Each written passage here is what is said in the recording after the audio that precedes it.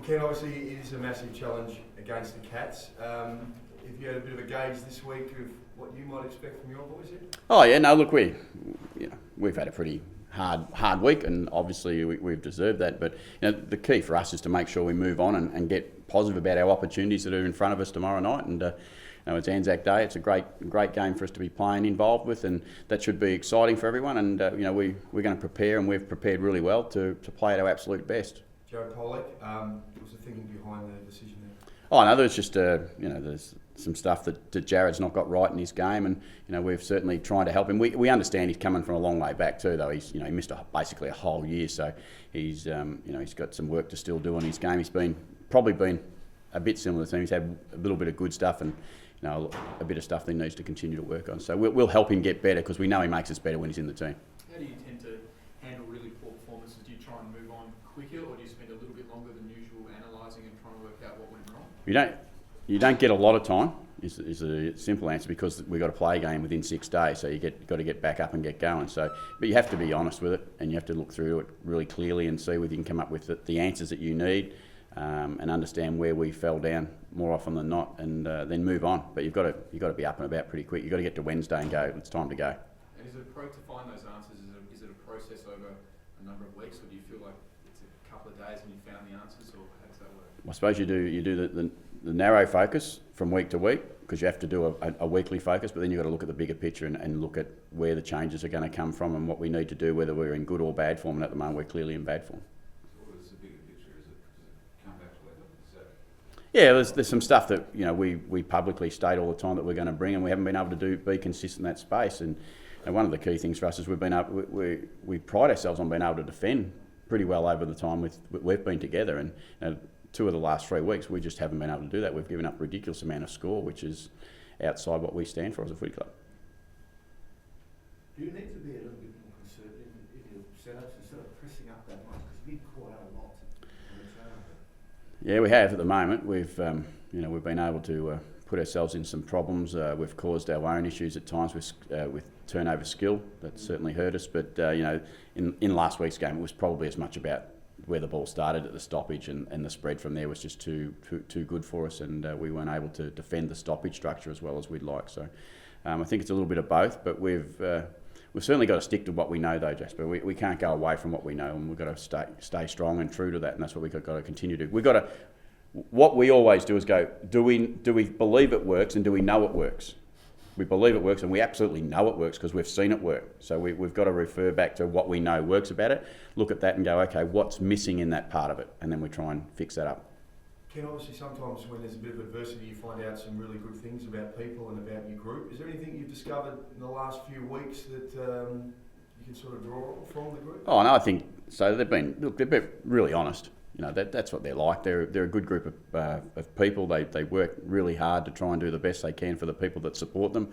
We understand that we're letting those people down, and our players, coaches, we all understand that. But from the captain down, who put his hand up pretty high this week and said, what, my own form's not been where it needs to be, and if I can get my own form in the right space, that will help the rest of the team get better. So I think they've been brave enough to own their own situations. Ken, was there a temptation to tag 2 or 3 other players and send them back for form, or is it just an overall responsibility? And it's there's not many teams that you don't understand who the better players are and the responsibility that they need to play well. We need our top end players to be playing well, and we need them to respond really quickly. There's no easy fix. A lot of change is sometimes bad too.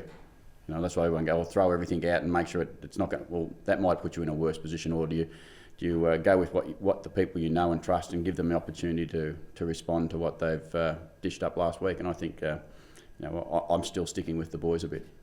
Do you think that's one of the keys to perhaps last week's game? It's not so much that the bottom 6 or 10 aren't pulling their weight, it's that the top echelon players aren't playing at the level. Yeah, and I think that's the most honest assessment we can get at the moment, is that our best players are the ones that we regard really highly, are the ones who are probably not delivering at the level that they need to, because the younger boys, the Jakes, Carls, those sort of boys who are young into the side, Darcy's done a really good job. Those young boys are the ones who are there to support the older boys.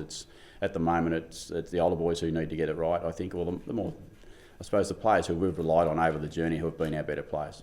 I'm sure that they would know that they need to do better, but do you put the onus on them during the week and say, you got to pull? Yeah, I think that's what we said. We're really honest that our, particularly from our leadership down, if we look at our leadership group, they're the ones that we really want. The best leadership you'll ever give is game day, and the boys haven't been able to get to the level that they want consistently. We're 2-2, but the 2 losses have been really, really poor. That's what we've got to understand. They've been really poor and below what is expected of the Port Adelaide Football Club. So our leaders need to stand up.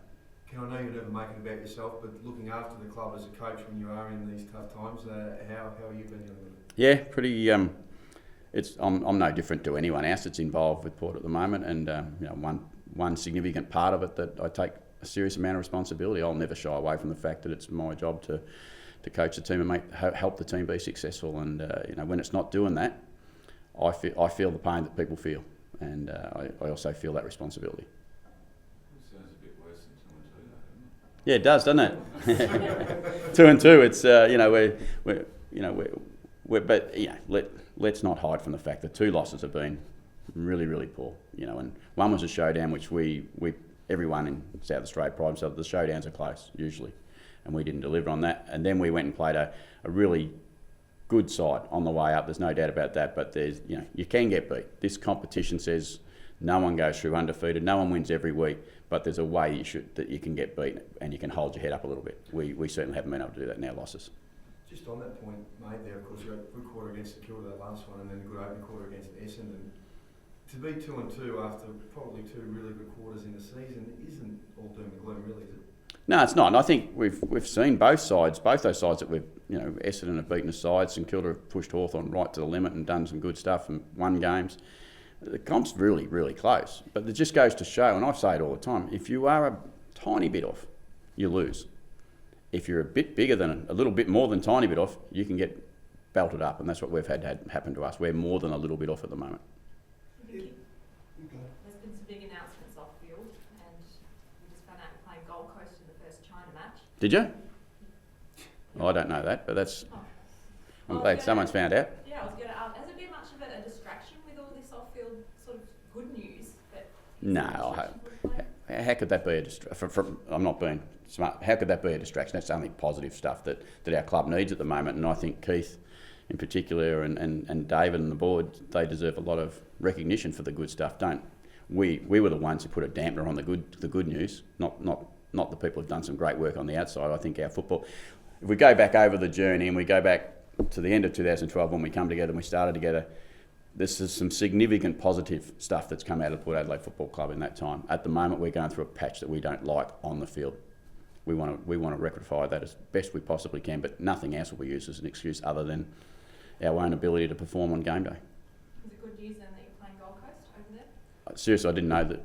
I don't know whether that's right or wrong. I don't want to get into that conversation, but Keith will tell me. I'm sure they'll let me know, and I don't even know if there's a game locked in or not locked in yet for sure, because I thought there was a bit of issue about getting some grass on the ground first, and so there's lots of things to overcome, but I'm sure at some stage I'll get told if the game's locked in and done. What is playing another Anzac round, what must it mean to you and the club? It's clearly a very, very significant day.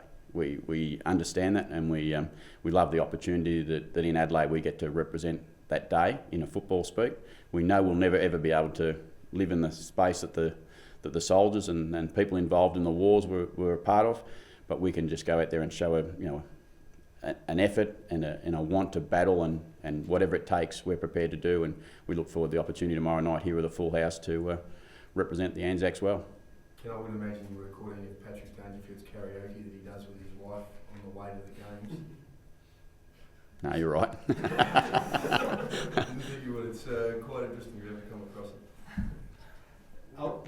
I'm more interested in his football. I would imagine you would. I was going to say, look, comparing to 2014, going back a couple of years, you haven't actually lost much talent. I wouldn't have thought you lost any fitness with the amount of training you did. So is it fair to say that it is actually all in the head when you have bad losses like that? Yeah, I'd say to some people, stop going back. That's what I'd do. Live in the moment, live in the now. What we're delivering is now. Yeah. What we're delivering is not good enough now. Don't worry about what we did or didn't deliver. Let's worry about what we can deliver tomorrow night. What about the Cats? They keep delivering year after year when people Yeah, well, they've made some significant changes, haven't they? Paddy Dangerfield apparently as a singer and a footballer. How do you rate them this year? Oh, look, they've been really good. They're incredibly well coached. They're a great organisation who have been, as you said, successful for a long period of time. They've put themselves in a position where they, I'm sure they believe that they're going to challenge again this year. We've got a massive task ahead of us tomorrow night, but one that we know we can get done, and one that we look forward to having a crack at. Do you treat them any differently this year, given that there are a few changes? No, you don't. Unfortunately, in the game, you don't treat too many sides. You respect them really, very much during the week. You understand what their strengths and weaknesses are, and you go about trying to stop them getting hold of those, or forcing the weaknesses to come to the top and their strengths to go to the bottom. That's our job this week.